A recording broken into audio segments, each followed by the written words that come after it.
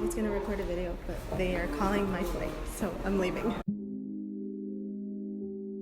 So the day has finally arrived where I am able to talk to you guys about my beautiful, amazing, one-of-a-kind experience that I had this year to the Dominican Republic. Let's get started.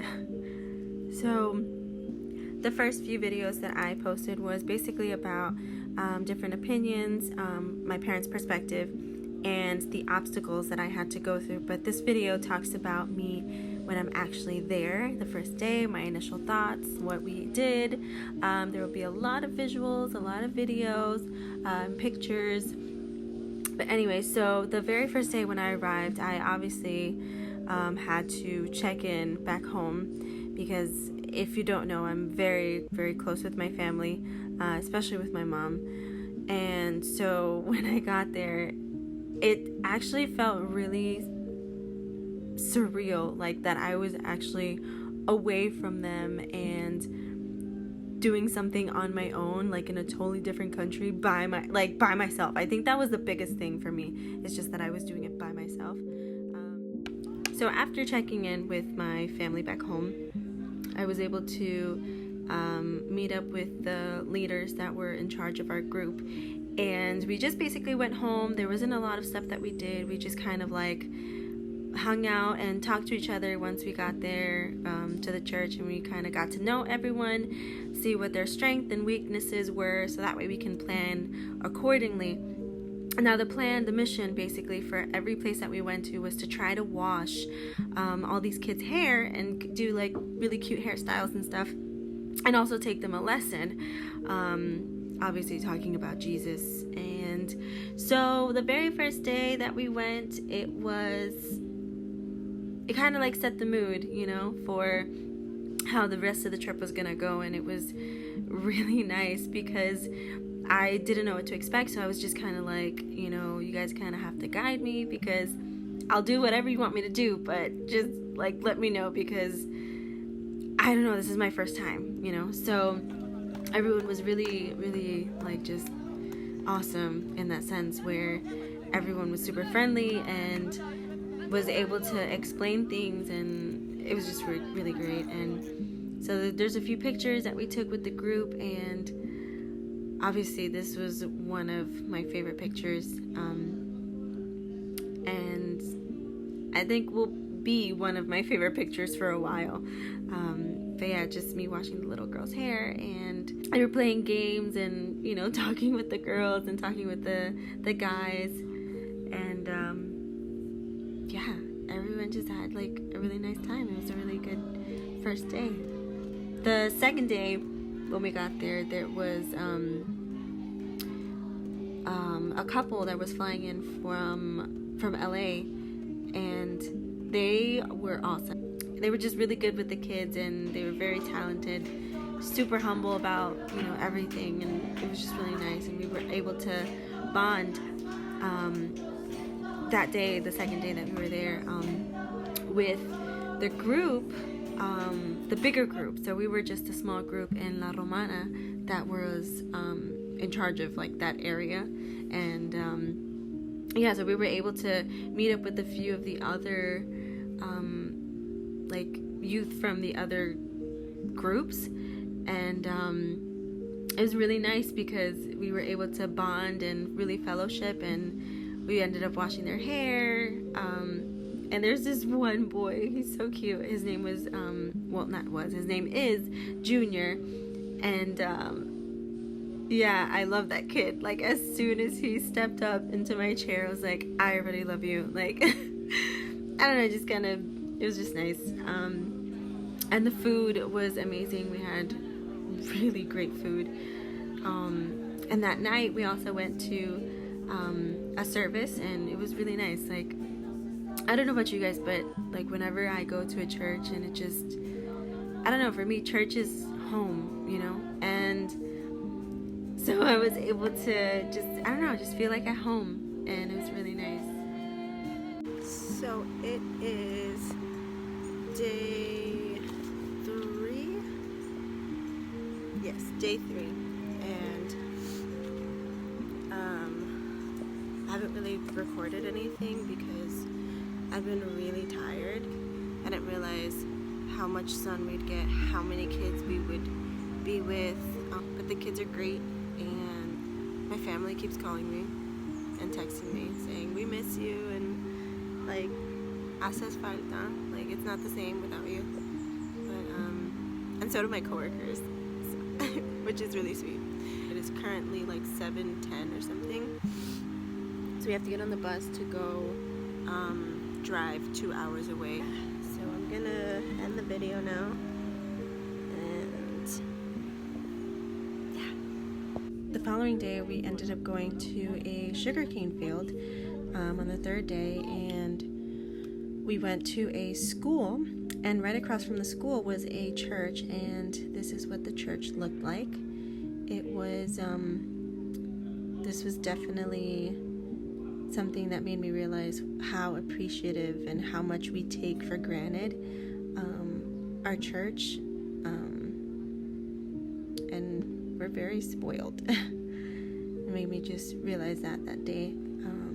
And then we eventually got to hang out with the kids and teach them a lesson during their lunchtime, where we ended up using a parachute, and I haven't seen one in God knows how long, since I was in elementary school actually, and it really was nice because I was able to see the joy and in their faces, and it was just with the simplest things, you know, and I think that's what made me love it so much more. Afterwards we went to evangelize in a few of the in the communities, the community that was in the area, and we got rained on, and that's the video that you see in the little teaser. Then afterwards we went and we had our own kind of like mini service, and that was by far, I think, one of the best moments for me on the trip. Was just, you know, usually you go to give and not receive anything in return, but that day it was such a nice gift that we were able to just fellowship together and worship together in this church. And then, you know, obviously right after, we had some bomb food. But yeah, then the following, that night we also went to a service, and where we were able to minister, and I saw this little boy. He was a young kid, and he was preaching.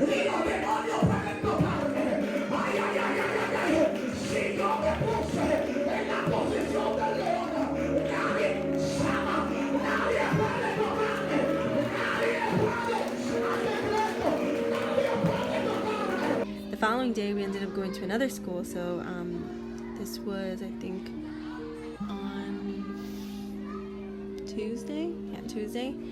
We went to a school, and you start to notice that we're going to the schools because the kids were in school, and we were able to give them a lesson as well, you know, so kind of the whole thing, the whole shebang again. Go evangelize in the communities, and we ended up inviting the kids from the community to come to the church that was nearby and local, and that's where we were able to, you know, meet all these kids and have fun with them and just play, just talk with them. Also, really bomb food. This is probably the best food I had over there. It was so good. I can't even like compare. I don't even know how to begin to explain. It was just delicious. We ended up going to the mountains, and that was really nice. It was really pretty. It was very different from Florida because Florida is all flat. So it was really nice going to see like the different textures of the earth, you know.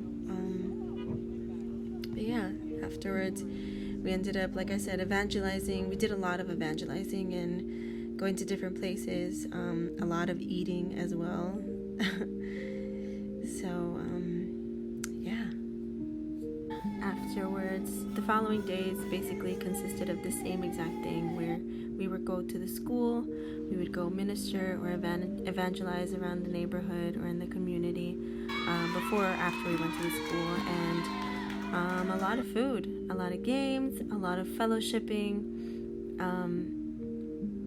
oh, this was one of the best drinks I've had.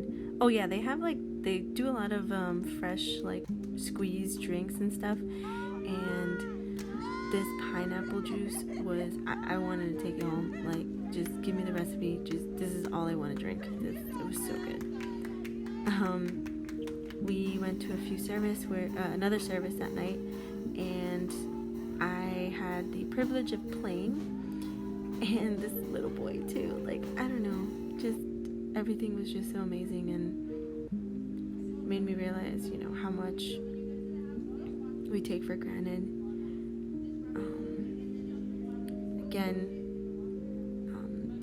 I think one of the last few days that I was there, I was able to talk to the youth, and that really made me realize, like, you know what, this is kind of what I want to do. I want to help people in this way. I don't have to do much. All I got to do is open my mouth and talk, and that's what made me realize, like, this is awesome. This is why people come to do mission work. And in the process, you also get blessed at the same time. Like, you go and you talk to these kids and you talk to these people, and you realize, like, how much you didn't know you needed it, but you're so glad that it happened. And it was really sad because it was all coming to an end very, very soon, and unfortunately I could not stay there, but I really, really enjoyed my time and all the people that were there. And yes, like family, you have disagreements and you don't always, have the same mentality or think the same way or, want the same things, but that doesn't mean that God's word and God's love doesn't unite us all. And I feel like that was the biggest lesson that I was able to learn throughout these days that I was over there, that it doesn't matter where you come from, if you're friends with their friends, or if you are an outcast, or regardless of what you do or where you're going, like, as long as you have God by your side, and as long as you put Him in the center, you put Him first, everything else literally will fall into place. And I am a witness to that, and I thank God because I was able to have this opportunity where, honestly, I feel like I thought it was only going to be this one time, but I feel like in my heart this is just the beginning of something great, something that is going to help change and mold people. Hopefully, I'm allowing God to do whatever He needs to do, and if not, then Lord, please, like, do as you wish and do your will. But it was just such a great experience, and finish it with a bang, with an awesome service, and of course, awesome food.